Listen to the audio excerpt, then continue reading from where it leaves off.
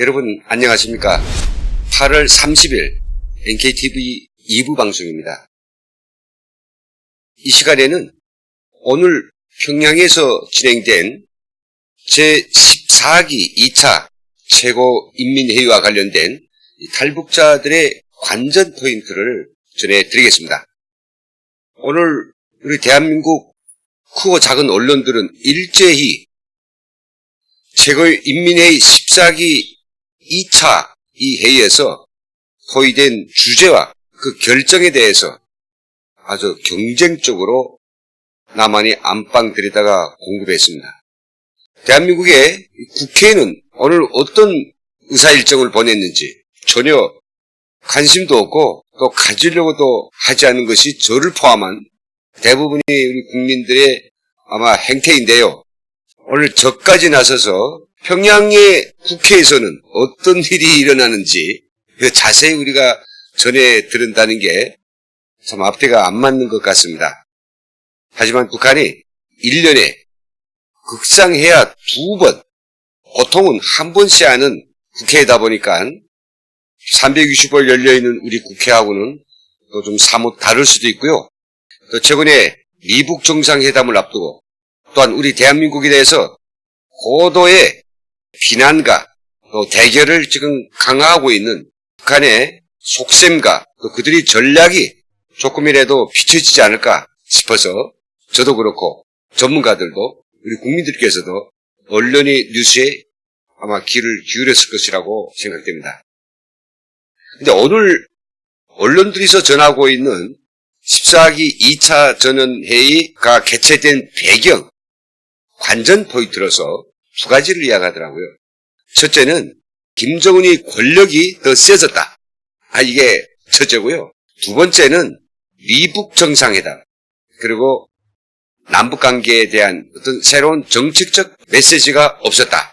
두 가지였습니다. 예, 물론 맞는 말입니다. 그리고 저희가 볼 때도 김정은이 애영상 굉장히 국가의 유일한 권력자요. 북한의 최고 권력자의 입지와 이 헌법상의 취지를 더 강화했다는 것에 대해서는 동감하지만은 그것뿐이겠느냐. 그 강화해야 될 그 필요성이 이면에는 뭐가 있다라고 하는 사실이죠. 이것은 어떤 언론도 거들지 못했습니다. 탈북 전문가들의 눈에는 바로 그것이 보입니다. 자기 권력이 빵빵하고 정말 절대적인 권력이라면 오늘과 같이 이 최고인민회의를 굳이 열어가지고 헌법상에 명문화되지 않은 부분까지 다 일일이 손보아가지고 내가 권력자요, 내가 절대 권력자요, 이것을 명실상부하게 결정할 필요가 없는 것입니다. 우리가 이미 보시지 않았습니까? 김정일 때에는요, 그저 국방위원장 이것만 하나 가지고 있었고 모든 것들은 헌법을 굳이 고쳐가지고 자기가 절대 권력자임을 과시할 필요가 없었거든요. 왜요? 사실상의 모든 걸 다 틀어지고 있으니까요. 자, 그러면 저희가 준비한 오늘 최고인민회의 관전 포인트 제목이 있습니다. 바로 최룡해에게 당할라, 이런 주제입니다. 어떤 내용일까요? 보시는 것처럼 최고인민회의 제14기 2차 회의 주요 우제는 사회주의 헌법의 일부 부분을 수정했습니다. 특히 17조 국가기관에 대해서 최고인민회의, 특히 또 최고인민회의 상임위원장의 일부 권한들을 대폭 삭감시켜서 김정은에게로 옮겨놨습니다. 첫째는 사회주의 헌법의 일부 부분이 수정이고요. 두 번째는 조직 문제라고 합니다. 이게 애영상 봤을 때에는 이들이 헌법에 대해서 필요한 부분들을 탐색을 하는구나. 그리고 또 최고인민회의가 추인해야 될 그런 주요 간부들을 이번에 인선했구나. 이 정도로 볼 수 있는데요. 이렇게 최고인민회의까지 개최해놓고 뜯어 고치고 싶은 것이 과연 무엇이었냐. 그것을 들여다보면 오늘 관전 포인트를 잡을 수 있습니다. 대부분의 언론들이 이야기했던 것처럼 어제 8월 29일에 진행된 최고인민회의를 통해서 김정은이라고 하는 그 국무위원장의 절대적인 권위를 백방으로 보장했다는 거죠. 국무위원장이 권능을 강화했습니다. 국무위원장의 없던 명령, 국무위원장의 결정, 국무위원장의 지시라고 하는 강력한 통치 기제들을 갖다가 더 쌓아놨다는 거죠. 국무위원장의 결정, 국무위원장의 명령 이런 것들이 신설되지 않는다면 김정은은 정말 명령을 내리고 또 결정을 내리고 지시를 할 수 없었을까요? 지금까지 쭉 해왔죠. 그래서 저희들은 보이지 않는 어떤 뒤에 맥락이 있다고 생각됩니다. 그 맥락이 저는 뭐냐면 최령희가 제1주제에 대한 기본 보고를 했는데요. 참 저는 그걸 보면서 최령희도 속으로 기본 보고를 하면서 얼마나 화가 치밀고 정말 억울하고 참담했겠느냐 이렇게 생각합니다. 그는 오늘 기본 보고에서 이렇게 이야기합니다. 오늘 최고인민회의의 주요한 목적, 특히 제1주제에서 헌법의 일부분들을 수정하는 기본 목적은 명실공히 김정은이 당과 국가 무력의 최고 용도자라는 것을 법적으로 고착시키는 것이다 라고 언급했습니다. 그러면서 그는 아마 이 정도의 생각을 했을 것입니다. 아니 당과 국가 무력의 최고 용도자임은 이미 앞서서 박을 때로 박았는데 이제 헌법에 고칠 부분도 없는데 왜 오늘 이 사단을 최고인민회의까지 열어놓고 이렇게 난데부가 되어 있었던 그 조그마한 권력의 여지조차 다 뺏어내는 것이냐 아주 울분스러웠을 것입니다. 이게 핵심입니다. 그래서 저는 지금 북한에서 벌어지고 있는 보이지 않는 암적인 세력들의 권력 투쟁이 우리 바깥 세계에서는 전혀 보이지 않습니다만은 엄청난 정도로 심각하게 벌어지고 있고 김정은은 이것을 아주 또렷하게 알고 있고요. 매일매일 김정은 하나 악몽 속에서 자고 있는 그런 심각한 실상에 있다라고 하는 사실 전 전해드리고 싶습니다. 그러면 우리가 애관상 봤을 때는요. 최령희는 김정은 앞에서 그냥 90도 인사를 하고 항상 공손하고 존경스러운 그런 모습을 본 것 같지만은 이 사람이 얼굴의 안강을 보시죠. 어딘가 심중하고 야심적인 이런 모습들이 있거든요. 특히 김정은하고 내내 붙어서 매일매일을 보고 살아야 했던 인민군 총정치국장을 할 때에는 그나마 그래도 자기한테 엄청난 군 권력의 두 번째 2인자를 줬기 때문에 뭐 그 정도면 내가 받지 하고 엄청 그래도 김정은에 대해서 공손했댔는데 점차 시간이 가면서 최령희에게서 힘을 쓸 수 있는 권력이라고 하는 것은 하나씩 다 빼앗아내기 시작했습니다. 최령희를 이용해서 이용호라고 하는 총참모장을 치고 최령희를 이용해서 가장 최대의 적수였던 장성택을 치고 나서 토사구팽 당한 겁니다. 이걸 최령희가 모를 바 없습니다. 총정치국장 내놔. 그래서 내놓고요. 당 중앙위원회 본부당 비서 그리고 처음엔 청년사업비서로 형식상은 같은 급의 직제로 수평으로 이동된 것 같지만은 북한 사람들은 다 압니다. 인민군 총정치국장과 근로단체 비서가 누가 더 권력이 높고 김정은의 총애를 더 받느냐 하는 정도는 알고 있거든요. 자, 그러다가 조금 더 올리치는 그런 모양새를 보였습니다. 뭐냐면요. 국무위원회 제1부위원장, 그리고 당 조직지도부를 총괄하는 비서 살짝 올라갔댔어요. 아마 그때는 김정은이 아마 좀 후퇴할 필요가 있었던 것 같습니다. 네, 워낙 이 최령희 세력이 좀 세거든요. 어떤 데 진정시키고 얼려서 기회를 봐가지고 아주 적정한 타임에 치리라고 생각하고 약간 좀 그의 긴장을 풀어줬던 그런 감을 느낍니다. 드디어 자기가 노린 조로의 기회가 오자 어떻게 했습니까? 이번에도 또 최령희의 쪽은 팔리지 않으면서 북한 주민들이 저 사람 중요한 직제를 맡았네 라고 하지만은 사실상 아무런 권한도 없는 오직 쓰고 있는 값밖에 아무것도 없는 이런 직제로 옮겨놨죠. 그게 뭐입니까? 바로 최고인민회의입니다. 최고인민회의 상임위원장입니다. 과거 김영남이 10여 년간 했던 건데요. 완전 바지 사장이 아닙니까? 넌 최고인민회의라고 하는 그 의사당 안에서만 뺑뺑거리면서 놀아. 너 사람도 만나지 말고 어떤 조직을 리더하지도 말고 외국 대사들한테서 아그라망이나 받고 그 다음에 뭐 외국의 손님들하고 만나서 논의다거리고 그것만 해. 최고인민회의 할 때는 나서 무장직을 하든 뭐 하든 그 안에서만 놀아라. 요렇게 딱 이 호랭이를 잡아서 우리 안에다 집어넣은 거죠.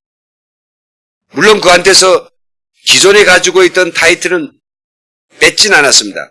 당중앙위원회 1부위원장, 국무위원회 뭐 1부위원장, 그리고 당중앙 정치국 상임위원회 위원 하나도 안 뺏었습니다. 안 뺏었지만은 사실은 그런 직제들은 부채 나밭댔자 현재 당 안에서 현직을 가지고 있어야 되겠는데 의사당 안에서 최고인민회 상임위원회 위원장을 하고 있기 때문에 그것들은 하나의 훈장이 지나지 않는 것이죠.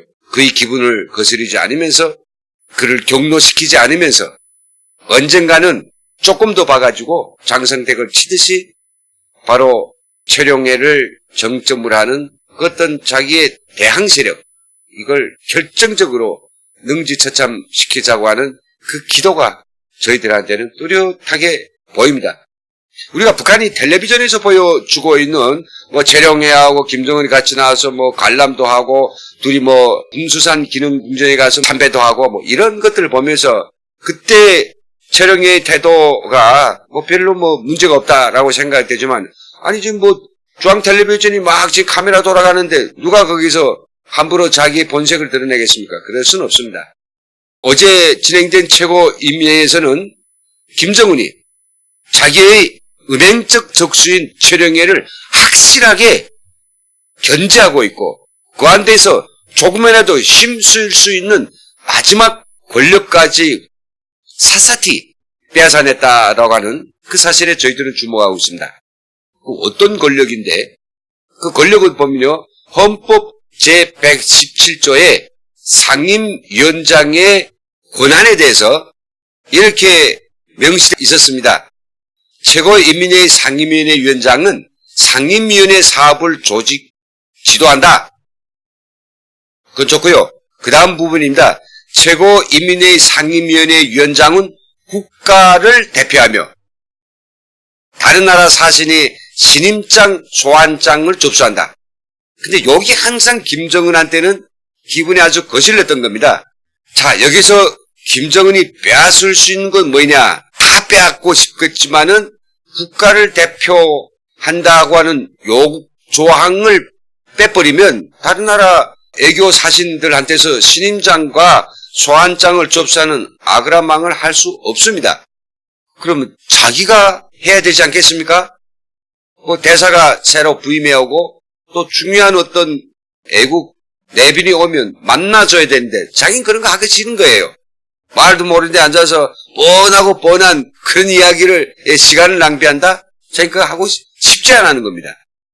그러니까 이걸 가지고 논의닥거리라고 상임위원회에 지금 가둬놨는데 그것마저도 시키자면 상임위원회 위원장은 국가를 대표한다. 이걸 어떻게 지울 수가 없는 겁니다. 그러니까 제117조를 그대로 두는 대신에 또 다른 핵심적인 최룡해의 권한을 규제한 116조에 이런저런 아주 핵심적인 독소 조항들을 빼버리기 위해서 이번에 최고인민회의를 개최했다고 보고 있습니다. 여기 보면 116조에서는 이 상임위원회 권한이 모두 19가지가 있는데 이 독소 김정은한테서 매우 최룡해를 두고 늘 권력의 위기에서 내심초사하는 김정은이 걱정할 그런 조항은 바로 여기 나열되어 있는 6가지입니다. 나머지는 다 북대기라고 해야 될까요? 그거 다 빼고요. 첫째 뭐인가? 내각위원회 성 내하고 없앤다. 둘째 최고재판소의 판사, 이민참신은 선고하고 소환한다. 소환한다는 소리는 우리말로 해임입니다. 그리고 다른 나라와 맺은 조약을 비준 또는 폐기한다. 엄청난 권한이죠. 그리고 다른 나라에 주지 않은 애교 대표의 임명 또는 소환을 결정 발표한다.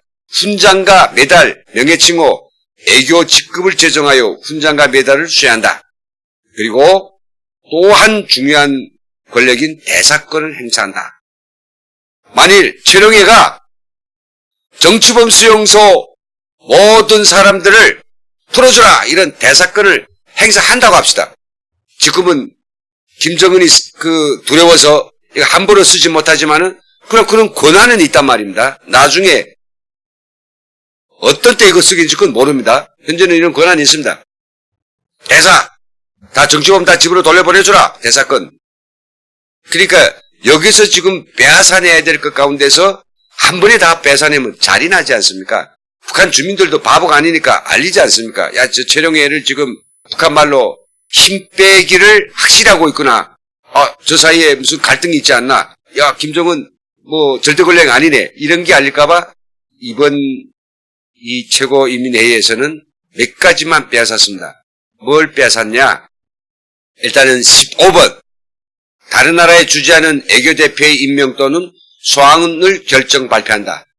물론 지금까지 북한이 대사들을 임명, 소환하는 것은 철저히 김정은의 권한이었습니다. 그렇지만 헌법에 제한되어 있으니까 언제든지 최룡해가 맞짱 뜰 때 당신 말이야 이게 법에 이렇게 밝혀져 있는데 왜 당신 다 해먹어? 라고 한다면 김정은으로서는 할 말이 없고 그래서 저희가 알기로서는 주요 국가의 애교 대표들은 김정은이 하고 그리고 뭐 별로 중요치 않은 것은 아마 그한테 넘겨준 것 같습니다. 그러면 뭡니까? 최룡해가 자기 수하 측근들, 수석들을 갖다가 해외에 적당한 정도로 파견시키고 거기서 뭐 자기 역량을 꾸리는 데는 굉장히 도움이 된단 말이죠. 그래서 이번에 이것을 쑥독 잘라 버렸습니다. 그리고 가장 또 중요한 국방위원장 명령, 정령, 지시 이런 것들을 갖다가 앞쪽으로 배참으로 해가지고 이 하위 쪽에 있는 이러저러한 최고위원회 상임위원장의 권한들이 다 결국 뭔가 김정을 명령, 정령, 지시에 이렇게 다 소속되도록 이렇게 만들어낸 겁니다. 오늘날에 와가지고 사실 우리 저 최룡해의 권력이라고 하는 것은 지금 보는 것처럼 굉장히 한정되어 있고요. 가장 이러한 심각한 밀당에 대해서 잘 알고 있는 것은 최룡해와 김정은일 것입니다. 그래서 저는 우리 남한의 대북 전문가들과 우리 언론들이 찾고 있는 관전 포인트하고는 분명하게 좀 다른 시각에서의 세 가지 관전 포인트를 말씀드리겠습니다. 어제 진행된 최고인민회의를 통해서 저는 첫째는 김정은의 절대 권력은 우리가 목격하는 것, 우리한테 보여주는 것하고는 달리 매우 암적인 세력들로부터 늘 위협을 당하고 있다는 이런 사실을 저는 꼭 찍어서 말씀드리고 싶습니다. 그런 암적인 세력들로서는 참 다양한 세력들이 있습니다. 우리가 몇 가지만 좀 떠올려보죠. 장성택 일파를 깨끗이 청산했다라고 하지만 아닙니다. 이를 부등부등 가는 세력이 있고요. 또 그전에 군부의 거물이었던 이용호 그리고 현영철 뿐만 아니라 국간전부의 부장이었던 지금 김원홍 그리고 김용철까지도 아마 자기 속을 드러내지 않는 암적인 세력들입니다. 어떻게 하면 기회만 되면 김정은을 제거하고 너무나도 달콤하고 너무나도 환상적인 절대 권력의 그 자리를 차지할 수 없을까? 라고 생각할 수 있죠. 우리 김영철만 하나 놓고 봐도 정말 혹독한 사상검 중에서 겨우 살아나서 오늘도 주석단에 앉았습니다마는 미국에 갔을 때 미국의 첩보기관들, 미국의 아주 노련한 대북 전문가들이 그에게 어떤 암시를 주었을까? 그들과 어떤 딜을 했을 수도 있지 않습니까? 네가 김정은을 제거하는 순간에 우리가 너를 어떻게 도와줄 수 있다. 그런 이야기를 한다고 해가지고 그가 그걸 그대로 갖다가 김정일한테 고에 바칠 수도 있고요. 아니면 모종의 예비 탄창으로 차고 그런 기회를 만들려고 할 수도 있는 것입니다. 물론 제가 너무 나간지는 모르겠습니다만은 김영철뿐만 아니라 그런 사람들은 정말 여러 곳에 산재해 있다고 한 사실, 이게 저는 키포인트입니다. 두 번째, 현실적으로 지금 김정은이 가장 걱정하고 있고 그 잠자리마저 불안하게 하고 있는 사람은 바로 최룡해인데, 이 절대 권력이 맹정인 최룡해는 자신이 혼자가 아니라 그를 친형 그리고 맏형으로 모시고 있는 빨치산 2세 자녀들입니다. 북한에서 가장 최고의 대학들 나오고 만경대 혁명관 같은 항일 열사들만이 가는 로열 패밀리, 최고의 VIP 교육과 그 다음에 엘리트 코스를 밟았고요. 지금도 알게 모르게 요소요소에 지금 박혀있는 최룡해의 아우들은 참으로 많습니다. 아마 그들은 최룡해가 결심하고 명령을 내린다면 어떤 수단과 방법을 써서라도 최룡해의 꿈을 꼭 이루게 해줄 수 있는 그런 사람들이 많습니다. 그런데 지금 이렇게 김정은한테 의견과 불만을 가득 가지고 있는 이런 세력들이 왜 오늘날 정말로 절대 권력을 유지한 것과 같은 김정은에게 이렇게 앙심을 품고 저기서 모해하고 뭔가 수군덕거리고 있을까요? 그들이 삶에 직접적인 영향을 미치고 있고 또 그들이 어떤 발전과 전도에 아주 지금 위험한 상황을 김정은이 만들고 있기 때문입니다. 그런데 이것뿐만 아니라 가장 중요한 이들이 불만은 바로 김여정과 여동생이죠. 그리고 김정은의 진짜 부인, 김정은의 아들을 낳아준 현성월. 이 현성월이 사실상 북한에서 달러를 벌 수 있는 애아버리를 완전히 독점하고 있는 거죠.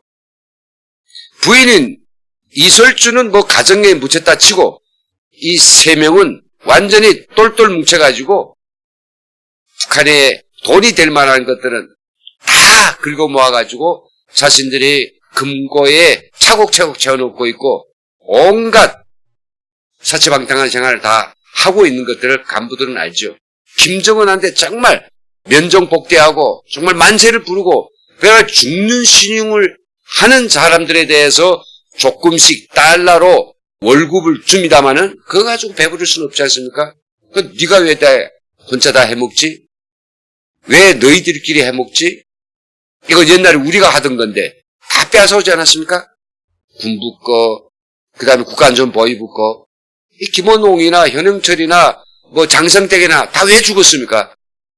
기본 따지고 보면 이 돈 때문입니다. 그 달러를 자기가 주기 위해서 결국은 그 전에 다 가지고 있고 돌리던 그 주인들을 다 싹 숙청해버리고 그것을 자기가 한 손에 거머쥔 것이죠. 이렇게 간전 포인트를 마치면서 저는 중요한 부탁이 있습니다. 우리가 북한이 조선중앙 텔레비전이 우리 안방에 그대로 여과 없이 비치는 그런 세월이 되었는데요. 우리가 보는 중앙 텔레비전의 화면, 거기서 보여주려는 메시지, 거기서 보여주는 어떤 사람과 관계, 이런 것들이 진짜냐, 그런 것들이 전부가 아닌 만들어지고 의도적으로 보여준 것이라고 하는 것, 이것을 제발 간과하지 마시기를 부탁드리면서 오늘 방송을 마치겠습니다. 시청해주신 여러분 감사합니다.